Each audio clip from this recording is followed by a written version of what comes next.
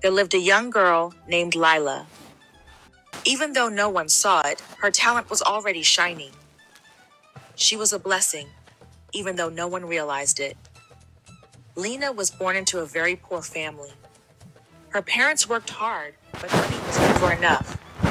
Food was scarce, school fees were a problem, and life was always heavy. When Lena turned 12, her parents sent her to stay with her father's elder sister, Auntie Mabel, hoping life would be better for her. Auntie Mabel was known in the village for always being unhappy. Her face was often hard, and her voice was sharp. She took Lena in, not because of love, but because she needed someone to help her with house chores. Every morning she reminded Lena, I am not the one that gave birth to you. I am not the cause of your parents' poverty. You must follow my rules in this house. But Lena loved to draw, not with pencils or paints. She used charcoal from the cooking fire and old pieces of cardboard. With simple lines, she drew faces, trees, houses, and people. Her drawings looked alive.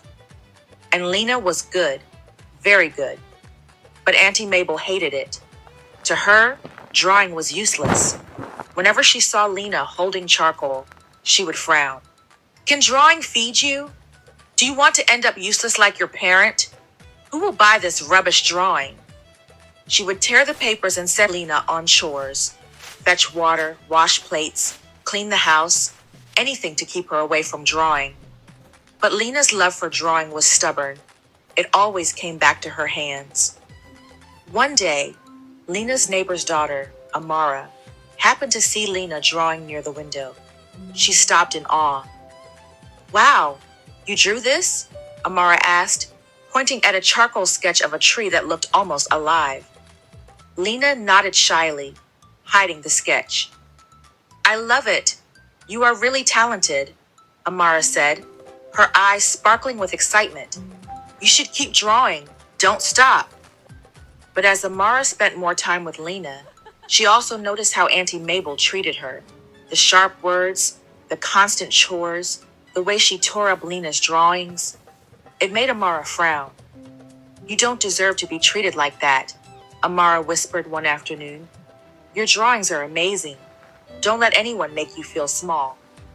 From that day, Amara encouraged Lena every chance she got. And slowly, Lena felt a spark of hope and courage growing inside her. One day, Amara decided to take a bold step. She went straight to Auntie Mabel's house. When Auntie Mabel opened the door, Amara stood tall and spoke with determination. Auntie Mabel, I need to tell you something about Lena, she began. Mabel raised an eyebrow, unimpressed. And what might that be? Auntie Mabel asked. Amara didn't falter. Lena is talented. What she does with her drawings, it's a big deal. In the city, people value art like this. It can bring success, maybe even millions. She is not useless, and she doesn't deserve to be treated badly. Auntie Mabel's frown deepened. Millions? Art?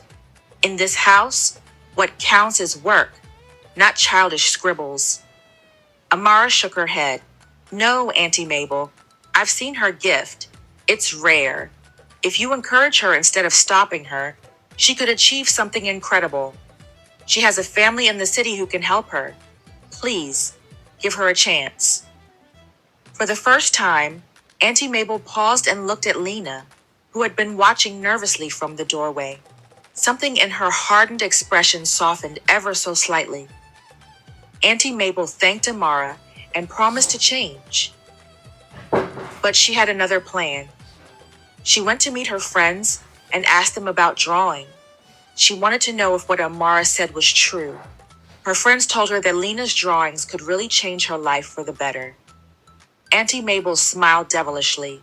She went straight to the market and bought clothes, shoes, biscuits, and sweets for Lena. When she gave them to Lena, she said, I know I have been hard on you. Please don't be angry. I want you to be happy.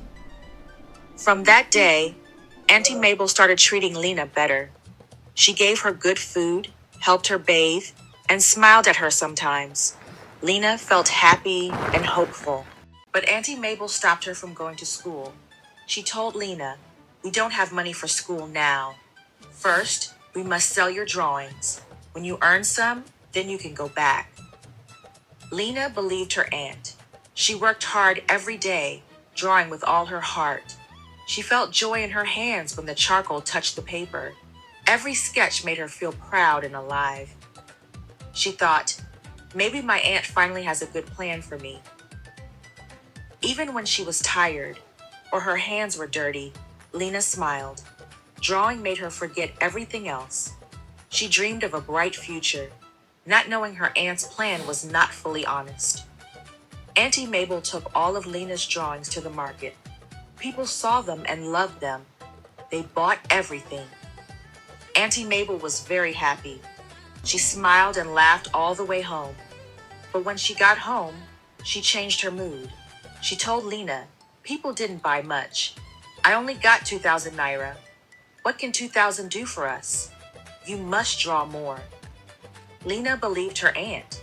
She kept drawing every day, thinking, when we sell more, I can go back to school. But soon, Auntie Mabel's old ways came back. She became strict and harsh again. If Lena could not draw enough, Auntie Mabel would lock her up and not give her food. She would beat her and force her to draw more and more. Lena loved drawing, but now it was no longer fun. Every line she drew felt heavy, and her heart grew sad. Lena cried day and night. No one was there to help her. Sometimes she drew without eating, but her talent was so strong that every drawing she made was amazing. One day, Auntie Mabel took Lena's drawings to the market to sell. A woman saw them and stopped. She looked closely and said, "How much for this? Did you draw it?" Auntie Mabel answered reluctantly, "Yes, I drew it." The woman smiled and said, "No, I want a new drawing. Draw something for me now." Auntie Mabel had no choice. She said, "Actually, it is not me. It is my brother's daughter. Her name is Lena." The woman's eyes lit up. "I want her. I will help Lena. I will take her out of the country to a better life." Auntie Mabel pretended to be happy. She smiled and said, "Yes, yes, I will bring her next time." Auntie Mabel got home and saw Lena still drawing. She stood and stared at her. You can't be better than my children. It's not possible. You have the blood of poverty. You are not going anywhere," she shouted. She grabbed the drawings. "This is useless. This is why your life will be wasted." Before Lena could say anything, Auntie Mabel tore every drawing from her hands. One by one, the pictures were ripped and thrown into the fire. Smoke curled into the air, carrying every tree, every face, and every bit of hope with it. Lena's heart sank. She did not cry. She only stared at the flames, feeling a deep ache in her chest. But deep inside, her gift remained. No one could destroy it. After that day, Auntie Mabel started treating Lena even worse. She gave her many chores to do. She would send Lena to the market or make her wash plates, even when the plates were not dirty. "Go wash the plates," she would shout. She sent Lena to the stream to fetch water, even when the bucket in the house was already full. Lena worked quietly. She did everything her aunt asked, no matter how unfair it was. Every day felt heavy, and her small body grew tired. But still, deep inside, her love for drawing never left her. Auntie Mabel did all this to make sure Lena never had a chance to draw. Anytime she saw charcoal in Lena's hand, she would beat her. But at night, when everyone was asleep, Lena quietly woke up and drew. She moved gently so she would not be heard. Even when she went to the stream to fetch water, she still found small moments to draw, sometimes on the ground, sometimes on pieces of bark or leftover cardboard. No matter how hard her aunt tried to stop her, Lena's love for drawing stayed alive in her heart. One day at the stream, Lena was hungry and crying. She picked up a piece of charcoal from the wrapper where she had tied it and started drawing on a tree. She drew a hungry bird crying for food, A man passing by saw her drawing. He was captivated. He walked closer and said, "I like your drawings." Lena shook with fear. She was scared and terrified. She grabbed her water and ran quickly, leaving the stream. The man was surprised by her reaction. He looked at the drawing again, and it seemed alive, almost moving. He stared at it for a long time, thinking about the raw talent it showed. But he was also curious why Lena had acted so afraid. When Lena got home, there were no chores left for her. Auntie Mabel poured out the water she had fetched and sent her back to the river. Lena cried and begged, "Please, Auntie, give me food. I am very hungry. I haven't eaten since morning. I will do anything you want. Please, even if it is leftovers, I will eat. After that, I can go to the stream." Auntie Mabel looked at her with a hard face. She came close, beat her, and shouted, "No food for you in this house." Then she pushed Lena outside and said, "Go to the stream and do your work."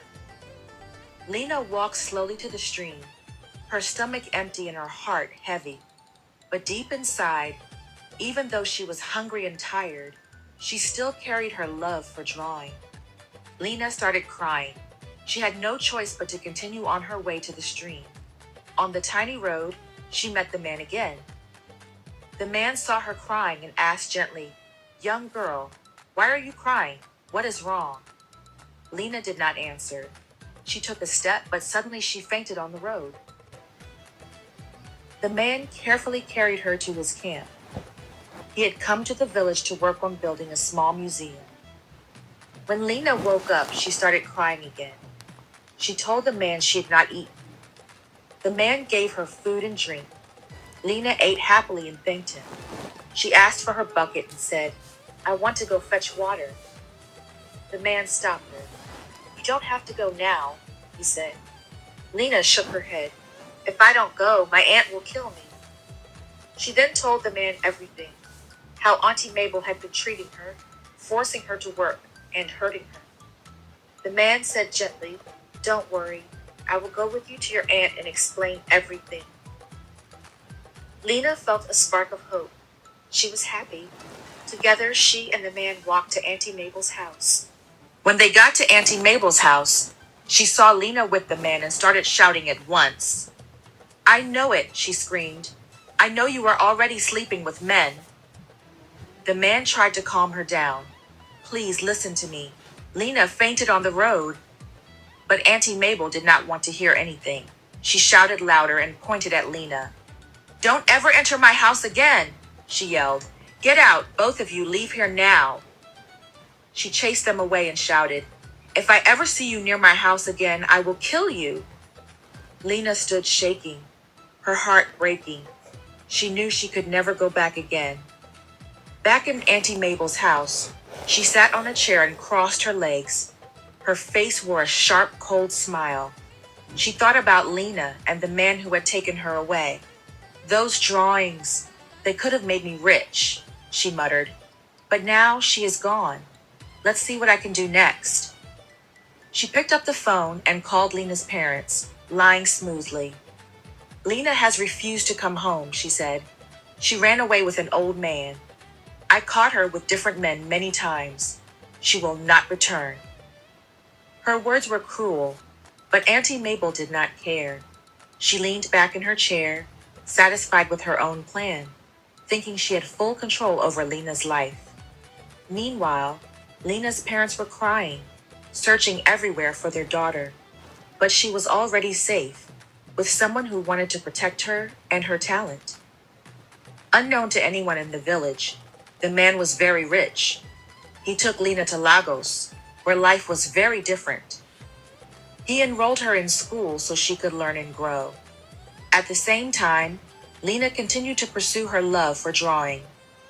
Her work was full of life and emotion. Every line she drew told a story. People began to notice her talent. Her drawings were displayed in galleries, and collectors wanted to buy them. Lena felt happy and free for the first time in her life. She could draw whenever she wanted, and she knew her gift could take her far. Even though she had suffered so much, Her talent and her courage had finally found a place to shine. As time passed, Lena became more and more skilled. Her drawings were beautiful, full of color and feeling. People from all over Lagos came to see her work. Collectors and art lovers praised her talent. Some even said she was one of the most promising young artists in the city. Lena felt proud, but she never forgot how hard her life had been. Every drawing carried a piece of her past, her struggles, her sadness, and her hope. The man who had helped her became like family to her. He encouraged her, gave her supplies, and made sure she could focus on her art. Soon, Lena's drawings started selling for a lot of money. She could help her parents and even support other children who were in need. From the girl who once cried and drew secretly by the fire, Lena had become a young artist with a bright future. Her talent, her gift that nobody could destroy, had finally changed her life forever. Years later, Lena had become a famous young artist. One day, she decided it was time to find her parents.